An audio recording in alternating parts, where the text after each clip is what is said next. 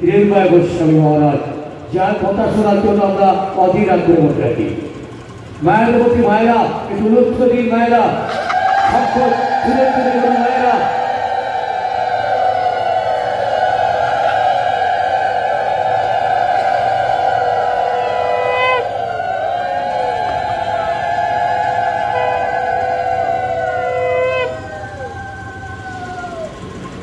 भारत माता की, गौ माता की, सत्य सनातन हिंदू धर्म की, अयमारंभ शुभाय भवतु। मंचे आसीन परम पूज्यपाद श्री बादल महाराज, मंचे आसीन भोलानंद गोस्वामी महाराज, नीलकांत गोस्वामी आचार्य महाराज,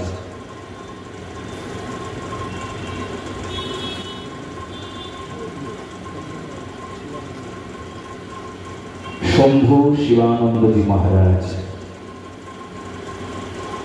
हमारे मंच उज्जवल हয়ে উঠেছে। मंच शुधु उज्जवल नয়, उज्जवल হয়ে উঠেছেন শ্রোতার আসনে আপনাদের উপস্থিতি। মাতৃশক্তি মাতৃমণ্ডলী, সনাতনী সজ্জন সকলের শ্রীচরণে রইল অনন্ত কোটি দণ্ডবত প্রণাম। আজ আমরা এমনই এক মহতী অনুষ্ঠানে উপস্থিত হয়েছি যে বিষয়ে আমাদের চর্চা, শ্রীমদ্ ভগবত গীতা। গীতা আমাদের কোন শিক্ষা দেয়? যে শিক্ষা দেয় সেই শিক্ষায় আমাদের কি হবে? কোন শিক্ষা লাভের জন্য শ্রীমদ্ ভগবত গীতাকে আমরা সামনে রেখেছি?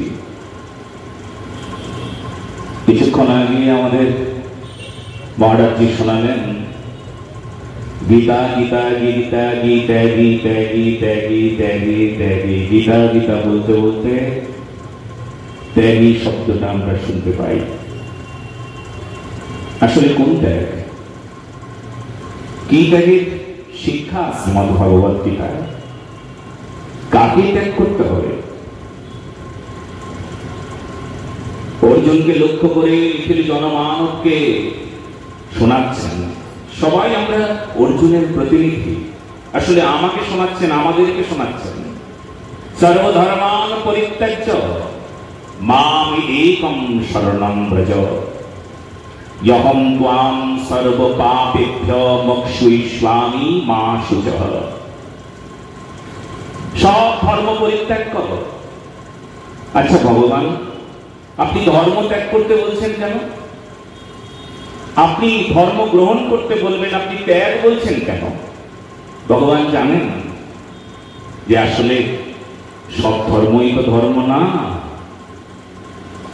যদি ধর্মকে আমরা না বুঝি, তাকে ধর্ম মেনে নিই, মেনে চলি, গ্রহণ করি, তাহলে আখেরে অবনতি ছাড়া উন্নতি হবে না। কারণ ধর্ম ত্রিধাতু থেকে এসেছে, যার অর্থ ধারণ। সত্যকে ধারণ, নিয়মকে ধারণ, নিষ্ঠাকে ধারণ, রাষ্ট্রভক্তিকে ধারণ, দেশভক্তিকে ধারণ, মাতৃভক্তিকে ধারণ, সমাজ সেবাকে ধারণ, দেশের সেবাকে ধারণ, এই যে ধরে রাখা। কি করে হবে? যদি ধর্ম না হয় তাহলে ধারণ শিক্ষা হবে না, ধরা যাবে না।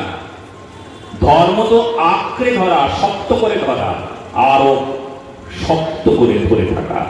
কিছুতেই ছাড়বো না, ছাড়বো না, ছাড়বো না, ছাড়বো না। কি ছাড়বো না? আমাদের রাজ্যটাকে কিছুতেই বাংলাদেশ হতে দেব না। ছাড়বো না। দেব বাংলাদেশ হতে? লোভে পড়ব? টাকার লোভে পড়ে আমরা আমাদের রাজ্যটাকে বেঁচে দেব? টাকার লোভে পড়ে আমরা আমাদের ধর্মটাকে বেঁচে দেব?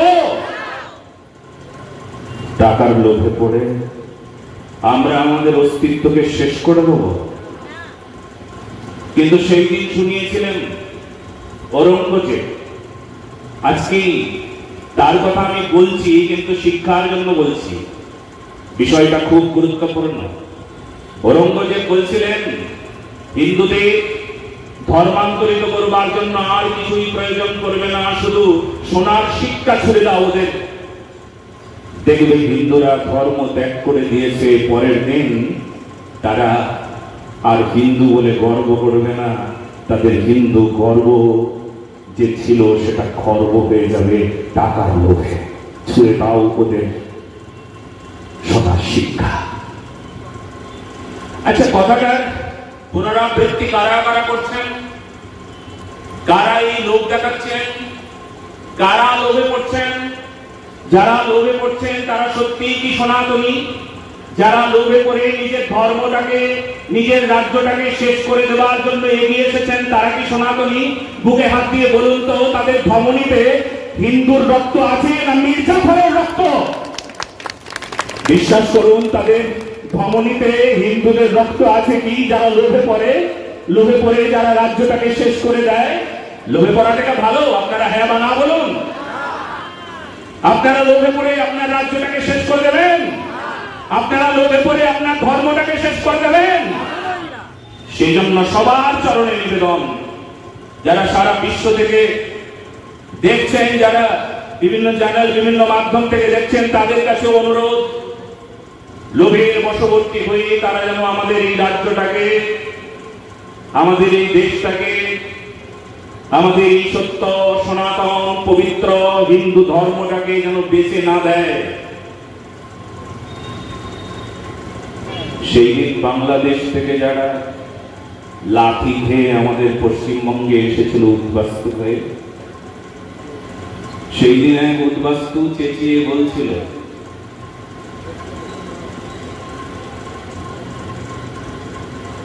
সেই দিন এক উদ্বাস্তু চেঁচিয়ে বলছিল, কি বলছিল জানে?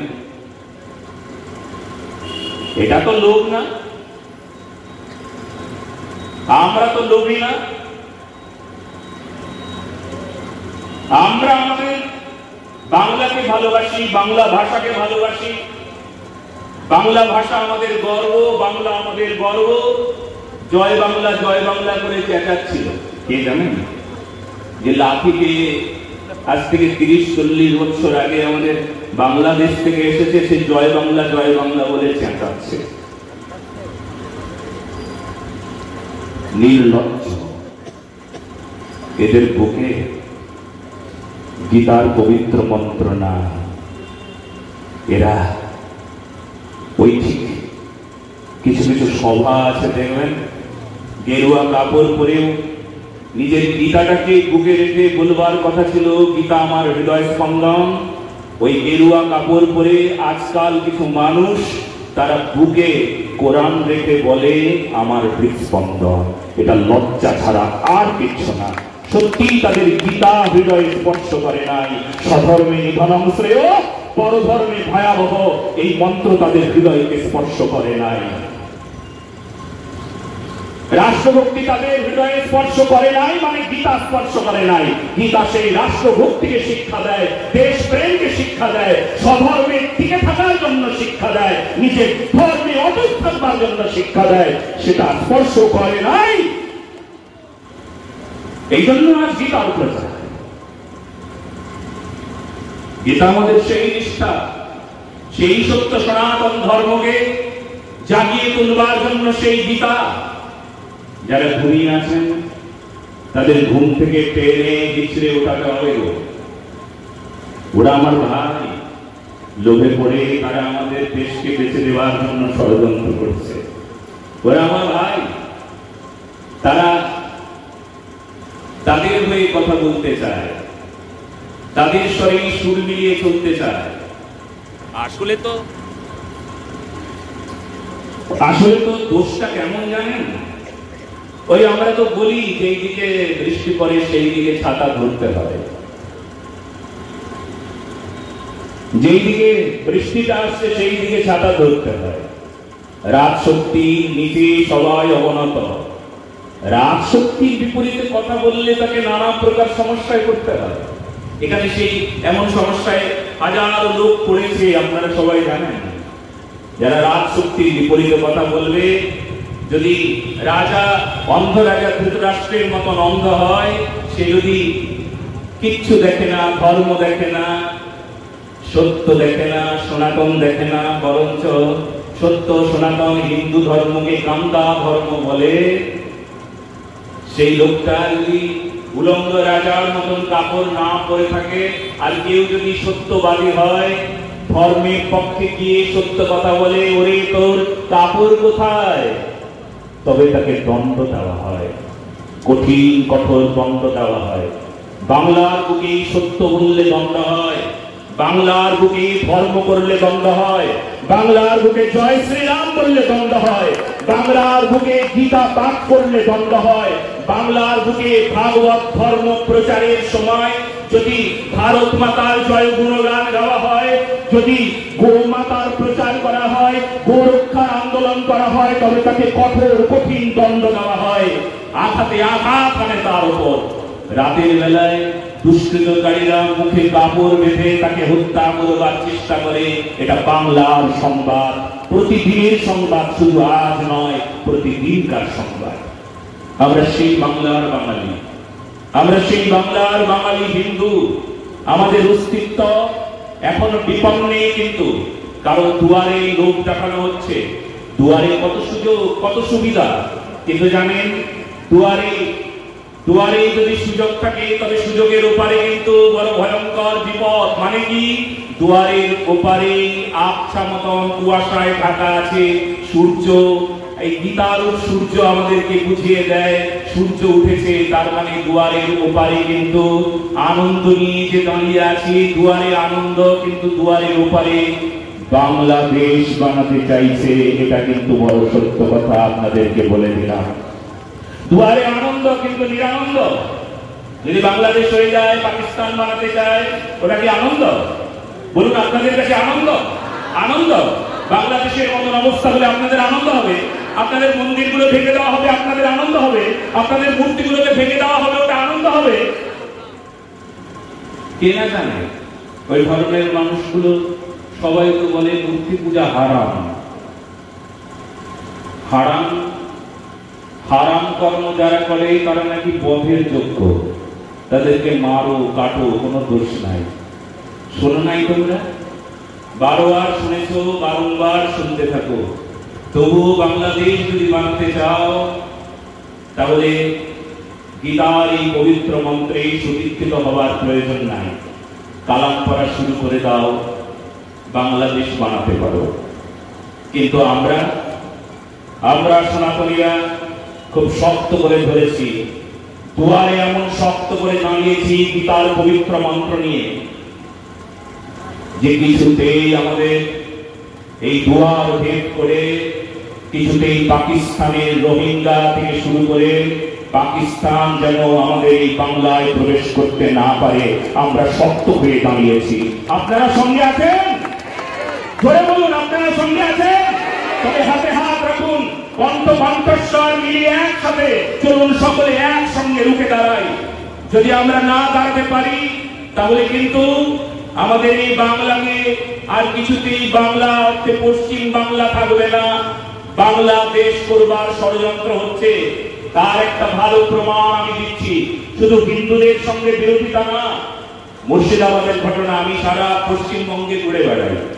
আমি এক সময় অন্যান্য রাজ্যগুলোতেও যেতাম ছত্তিশগড়, যেতাম উড়িষ্যা, যেতাম আসাম, যেতাম উত্তরপ্রদেশে, অনেক বেশি যেতাম, ঝাড়খণ্ডে যেতাম। আমি সব প্রোগ্রামগুলোকে ছোট করে কেবলমাত্র পশ্চিমবঙ্গে প্রোগ্রাম রাখবার চেষ্টা করছি। কেন জানেন? এবার রুখে দাঁড়ানোর সময়, প্রথমে প্রতিরোধ করবার সময়। কারণ সামনে কিন্তু ওই যে বলা হচ্ছে না, দুয়ারে আনন্দ নিয়ে দাঁড়িয়ে আছে, আপনারা আনন্দ নিতে আছেন, কিন্তু আবার মনে করিয়ে দিতে চাই আনন্দের ওপারে কিন্তু আপনারা যদি সত্যি সনাতনী হন তবে নিরানন্দ সামনে দেখতে পাবেন। নিদ্রায় দেখনু এক মধুর স্বপন, কি সুন্দর সুখময় মানব জীবন। প্রভাতে উঠিয়া দেখি চমকিত করি আঁখি, কঠিন কঠোর কর্তব্য জীবন যাপন। স্বপ্নের মতন আনন্দটাকে অর্থে লোক মানুষকে স্বপ্নের মতন আনন্দ দেয়। স্বপ্নটাও মিথ্যা, লোকটাও মানুষকে আসলে মিথ্যার কাছেই পৌঁছে দেয়। লোকে পাপ, পাপে মৃত্যু। এইদিকে সেই লোভী মানুষটা ধর্ম থেকে চ্যুত হলো, গীতা থেকে পিছিয়ে হল। গীতত্ব বাণী তার হৃদয়ে কোনো কাজে লাগলো না। সত্য সনাতন ধর্মের আদেশ উপদেশ তার কোনো কাজে লাগলো না। কি ছিল? ধর্ম তাকে বুঝিয়ে দিয়েছিল, সত্যকে শক্ত করে ধরো, দেখবে তোমার জয় অবশ্যম্ভাবী। যারা রাজশক্তির সপক্ষে থাকে, যদি রাজশক্তি কখনো কোনো সময় দেখা যায় স্বৈরাচারী শাসন নিয়ে রাজশক্তি উঠে দাঁড়িয়েছে, ধর্মের বিরুদ্ধাচরণ করছে, সনাতনীর উপর অত্যাচার করছে, জাতীয়বাদের বিরুদ্ধে কর্মকাণ্ড করছে। মুর্শিদাবাদের ঘটনাটা আমি মনে করে দিতে চাই। 15ই আগস্ট পতাকা উত্তোলন হবে, সবাই প্রস্তুত। সেখানে পতাকা উত্তোলন করতে দেওয়া হয় নাই। কোথায়? বাংলাদেশ না, কিন্তু কোথায়? কোথায়? মুর্শিদাবাদে। মুর্শিদাবাদটা কোথায়? বাংলাদেশের অন্তর্গত? পাকিস্তানে? পশ্চিমবঙ্গে? ওখানে কি করতে দেওয়া হয় নাই? পতাকা উত্তোলন করতে দেওয়া হয় নাই। এত বড় নির্মমতা, এত বড় নিষ্ঠুরতা, জাতীয়তাবাদের বিরুদ্ধে এদের কর্মসূচি। সত্য সনাতনীদের বিরুদ্ধে এরা কাজ করে, কিন্তু যখন দেশের বিরুদ্ধে দেশদ্রোহীর মতন কাজ করে বাংলায় থেকে, আর তাকে সমর্থন করা হয়, এ লজ্জা, এ বাংলার লজ্জা, এ লজ্জা আমাদের লজ্জা। এই লজ্জা থাকা উচিত তাদের। নির্লজ্জ হয়েছে যারা, তাদের কি একটু লজ্জা নাই? লজ্জার জন্য তারা এই জায়গায় আসুক, গীতা শুনুক। পাপ করলে লজ্জা হবে, অন্যায় করলে লজ্জা হবে, রাষ্ট্রভক্তির বিরুদ্ধে কথা বললে লজ্জা হবে। এই লজ্জাটা শিখুক। এই নির্লজ্জ যারা, তারা লজ্জা শিখুক। কোথায় লজ্জা শিখবে? কোথায় লজ্জা শিখবে? লজ্জা শিখবে গীতার পৃষ্ঠায় পৃষ্ঠায়, সনাতন ধর্মের অধ্যায়ে অধ্যায়ে লজ্জা শিক্ষা হয়। তারা লজ্জা পাওয়া উচিত তাদের। এত নির্লজ্জ হয়ে গিয়েছে এরা, কি কঠিন অবস্থা। তবে হ্যাঁ, যারা অধর্মের সঙ্গে ছিল তারা যতই জ্ঞানী হোক, যতই বিদ্বান হোক, তারাও কিন্তু ধ্বংস হয়ে যাবে। তারা অচিরেই ধ্বংস হয়ে যাবে, এটাও কিন্তু সত্য কথা।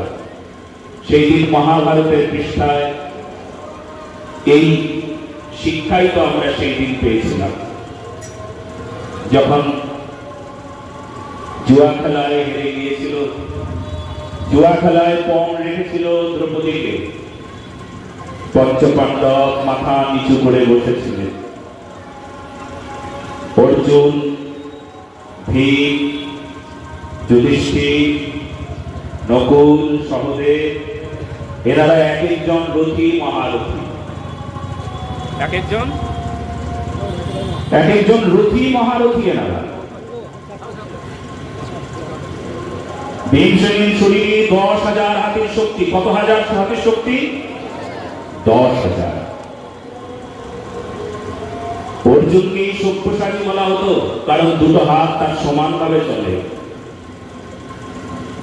আর সেই সময় পঞ্চপাণ্ডব মাথা নিচু করে বসেছিল, অধর্মের কাছে মাথা নিচু করে বসেছিল। পাপের কাছে মাথা নিচু করে বসেছিল। যারা মাথা নিচু করে অন্যায়ের কাছে, পাপের কাছে বসে থাকে না, তাদের কল্যাণ না। সেই দিন ভগবান কৃষ্ণ এই কথাটাই বুঝিয়েছিলেন। মাথা নিচু করবার জায়গা হলো ভগবান, মাথা নিচু করবার জায়গা গীতা, মাথা নিচু করবার জায়গা ধর্ম, মাথা নিচু করবার জায়গা সত্য। আর তাছাড়া অধর্মের কাছে যে মাথা নিচু করে সে পাখণ্ড। লোভে পড়ে যারা মাথা নিচু করে,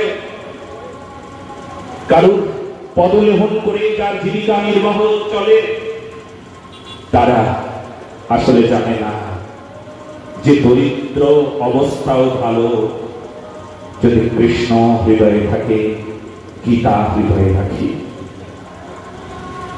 ভগবান কৃষ্ণ সেই দিন এই বিষয়টা ভালো করে বুঝিয়ে দিয়েছিলেন। দ্রৌপদীর হৃদয়ে এমন প্রেরণা দিয়েছিল, দ্রৌপদী প্রথমত, কেউ তো আমায় বাঁচাবে, আমার স্বামীরা বাঁচাবে, কেউ তো আমায় রক্ষা করবে। দুঃশাসন যখন চুলের মুঠে ধরে টেনে হিঁচড়ে নিয়ে এসেছিল ভরা রাজসভায়, দুর্যোধন নিজের গুরুটার দিকে তিনখানা তুলি দিয়ে ইশারা করে বলল, দ্রৌপদীকে আমার কোলের উপর বসিয়ে দে, বিবস্ত্রা করে আমার কোলের উপর বসিয়ে দে। দ্রৌপদীর চিৎকার সেই দিন সবাই শুনছিল। দ্রৌপদী বলছিল, আমাকে রক্ষা করুন অন্ধরাজা ধৃতরাষ্ট্র, আপনার চোখ দুটো নাই কিন্তু কান তো আছে, আপনি শুনতে পাচ্ছেন, আপনি শুনতে পাচ্ছেন না একটা নারীর বেদনা? আপনি বুঝতে পারছেন না? আপনি রাজা, আপনার এখনই এই মুহূর্তে দুঃশাসনের দিকে আঙ্গুল তুলে বলা উচিত, দুঃশাসন স্তব্ধ হও। আপনি বলেন আপনি রাজা, কিন্তু রাজার দায়িত্ব আপনি পালন করেননি। ভীষ্মদেব ইনি তো সব চাইতে বয়োজ্যেষ্ঠ, ভীষ্মদেব পিতামহ। ভীষ্মদেব অন্তত বললেন, দুঃশাসন শান্ত হও, দুর্যোধন শান্ত হয়ে যাও।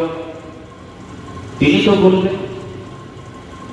গুরুদেব দ্রোণাচার্য, কৃপাচার্য তারাও চুপ করে আছেন, কথা বলছেন না। সেই দিন সেই রাজসভার কি কঠিন পরিস্থিতি ছিল।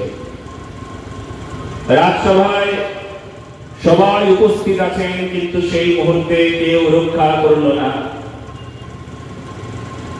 দ্রৌপদী তখন দুটো হাত উপরে তুলে ভগবানকে স্মরণ করলেন। এরা সুখের দিনের বন্ধু, বিপদের দিনে দীনবন্ধু শ্রী মধুসূদন। রক্ষীশ্বতি বিশ্বাস ভক্তৃত্বে বর্ণম তথা। ভগবান রক্ষাকর্তা, ভগবান রক্ষা করবেন এই বিশ্বাস। দ্রৌপদী ভগবানের প্রতি বিশ্বাস রেখে যখন হাত দুটো উপরে তুললেন, ভগবান প্রকট হয়ে গিয়ে অর্জুনের সামনে, পঞ্চপাণ্ডবের সামনে দ্রৌপদীর লজ্জা নিবারণ করলেন। সেই সময় একটা কথা নীলকণ্ঠ সুরি বড় সুন্দর করে আমাদের সব শোনাতেন। নীলকণ্ঠ সুরি ব্যাখ্যা তার, বিশেষ করে বেদের ব্যাখ্যা করেন তিনি। এখানে ব্যাখ্যা করে বলছেন, তবে সনাতনীরা, তোমরা কি নির্লজ্জ ঘটনাটার সাক্ষী থাকবে? তোমরা কি প্রতিবাদী হবে? তোমরা যদি আজ প্রতিবাদ না করতে যাও, তবে শিখে নাও। কি শিখবে? কারুর রক্ষা নাই। যারা পাপের সঙ্গে যুক্ত হলো, জ্ঞানী গুণী বিদ্বান ভীষ্মদেবের মতন এমন আজন্ম ব্রহ্মচারী সবাইকে মরতে হলো, সবাইকে দণ্ড পেতে হলো, পাপের সাজা ভোগ করতে হবে। ঠিক সেই জন্য সবাইকে মনে রাখতে হবে, যদি অন্যায় পাপ কর্ম অধর্ম দেখেন, তখন যদি আপনি মাথাটা নিচু করেন তাহলে শেষ হয়ে যাবে। এজন্য মায়েরা, আপনাদের কাছে অনুরোধ, আর না, আর লোক না, আর লোক দেখালেও আমরা লোভী হব না। আর আমাদের সন্তানদের, ওই যে ছেলে মেয়েদেরকে যদি সামনে গীতা না রাখেন, সামনে যদি রাম চরিত্র না রেখেছেন, সামনে যদি স্বাধীনতা সংগ্রামীদের চরিত্রকে তার কানের ভেতরে দিয়ে তার চরিত্রে প্রবেশ না করিয়েছেন, তবে কিন্তু আসলে আপনি মায়ের মতন মা নন। স্পষ্ট কথা। সবাই জন্ম দেয়, আপনি জন্ম দেবেন তাকে একজন বীর, একজন সংগ্রামীকে জন্ম দিন, যে সত্যকে সঙ্গে নিয়ে সংগ্রাম করবে।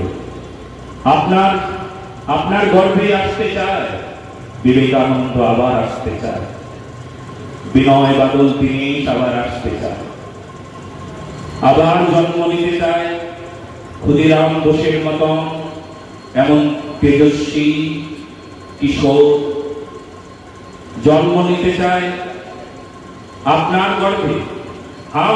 আপনার গর্ভে জন্ম নিতে চায় নেতাজি সুভাষ চন্দ্র বোস। কিন্তু কেন আসছেন না, কেন জন্ম নিচ্ছেন না? শুধু সংস্কারের অভাব, সুসংস্কৃত নন, ধর্ম নেই। অনুভব হয় ধর্ম নাই, অনুভব হয় টাকা নাই, অনুভব হয়ে গেল। ঘরে সুখ নাই, অনুভব হয়ে যায়। চাকরি নাই, অনুভব হয়ে যায়। খাবার নাই, অনুভব হয়ে যায়। ভালো কাপড় নাই, অনুভব হয়ে যায়।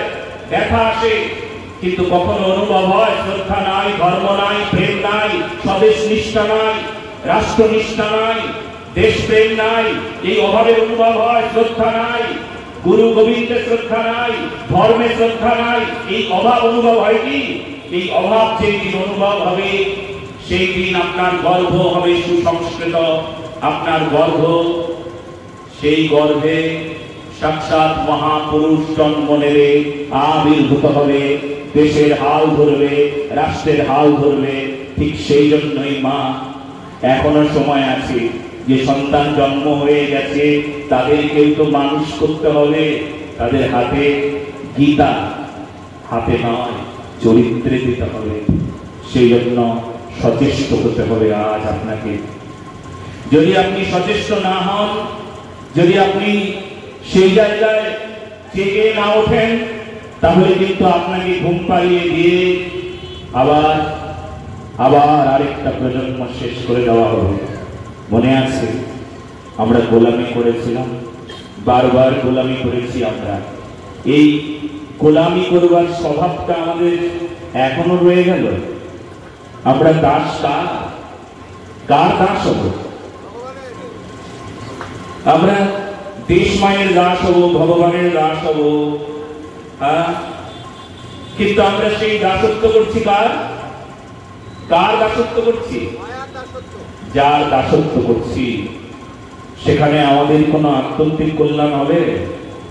লোভে পড়ে দাস হয়ে গেলাম, মায়া পিশাচ মোড়ে বাঁধিল গলায়।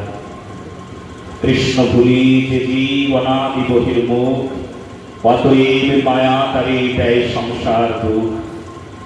এই জন্য দুঃখী। মা, আমার সন্তানকে আজ থেকে তো এমন চরিত্র দিতে হবে, ওই ছোট্ট ছোট্ট বাচ্চাকে প্রতিদিন এমন একটা চরিত্র শোনান। বিবেকানন্দের চরিত্র শোনান, ভগবান চৈতন্য মহাপ্রভুর পার্শ্বদের চরিত্র শোনান, শ্যামানন্দ প্রভুর চরিত্র, নরোত্তম ঠাকুর মহাশয়ের চরিত্র প্রতিদিন শোনান। তো শোনান নেতাজি সুভাষচন্দ্রের কথা প্রতিদিন শোনান। একটা করে দিব্য মহাপুরুষ কোন স্বাধীনতা সংগ্রামের চরিত্র প্রতিদিন শোনান কোনদিন আপনি আপনার ছেলেটাকে ক্ষুদিরামকে শুনিয়েছেন? কিছুক্ষণ আগে বলছিলেন না, আহা ফাঁসির কাঠটাকে চুমু দিচ্ছিল।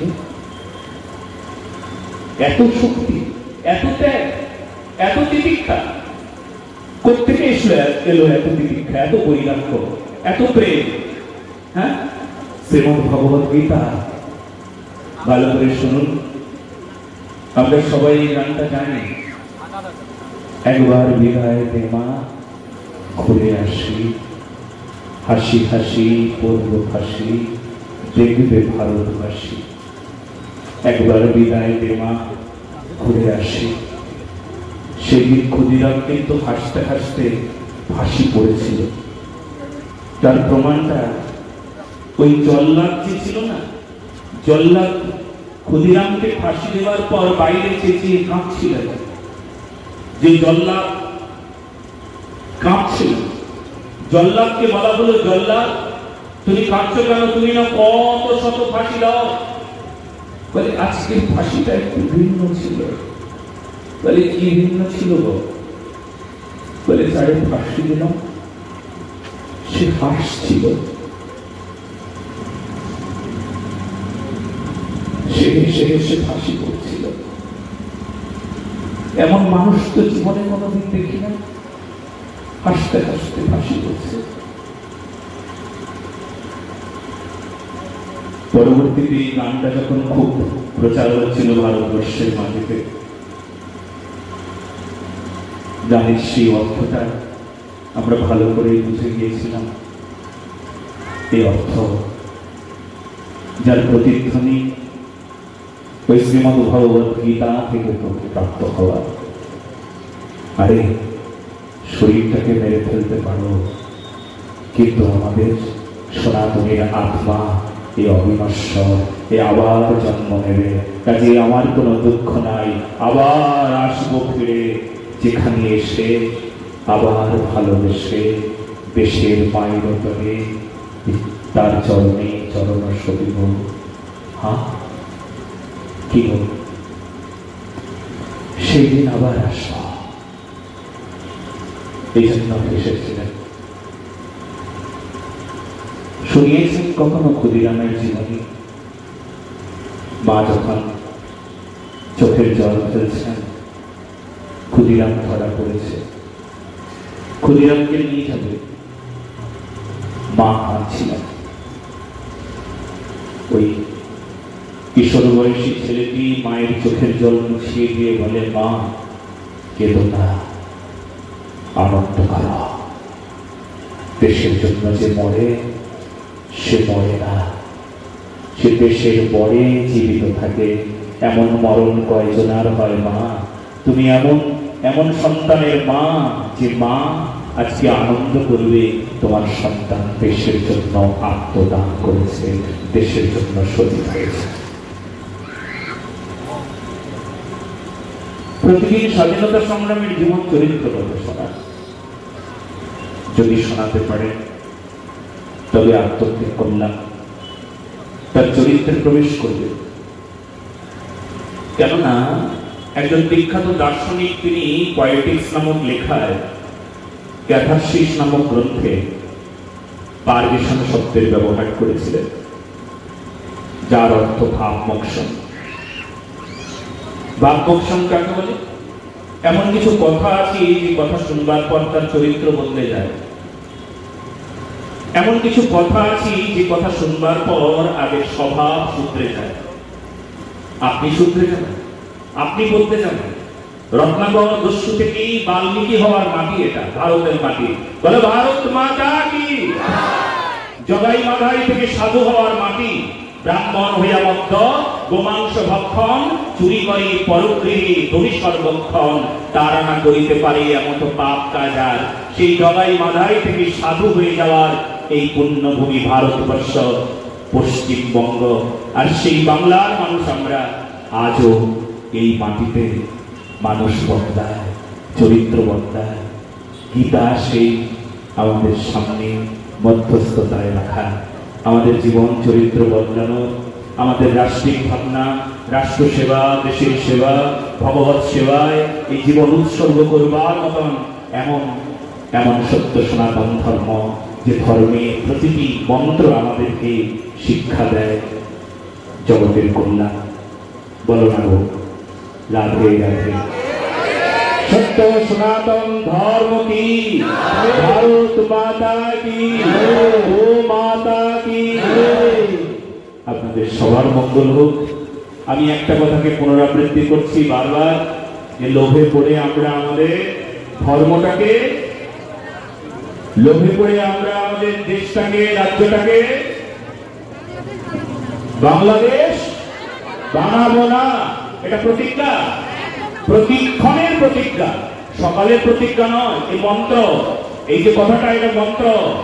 সকালবেলা থেকে শুরু করে প্রতিক্ষণ আমার হৃদস্পন্দনেই মন্ত্র হবে। লোভে পড়ে আমরা কখনো আমাদের দেশের সঙ্গে, ধর্মের সঙ্গে বিশ্বাসঘাতকতা করতে পারি না। জয়।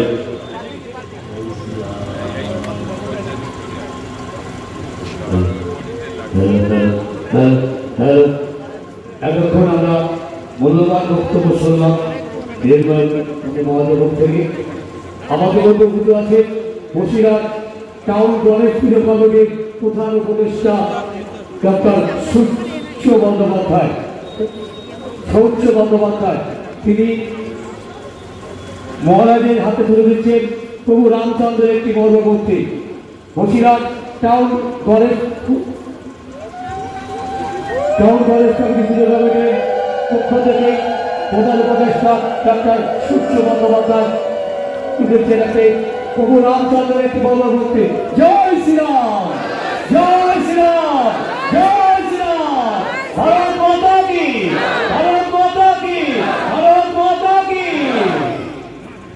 এবারে আমরা আমাদের চলে যাব প্রভু গণেশের মূর্তির কাছে। আজ শ্রী গণেশ চতুর্দশী, আমাদের আগামীকাল গণেশ প্রভু গণেশের উদ্বোধনের অনুষ্ঠানে আসুন। সবাইকে রোধ করুন, আসুন মহারাজ, সবাই আসুন, আসুন সবাই চলুন, সবাই চলুন, সবাই চলুন।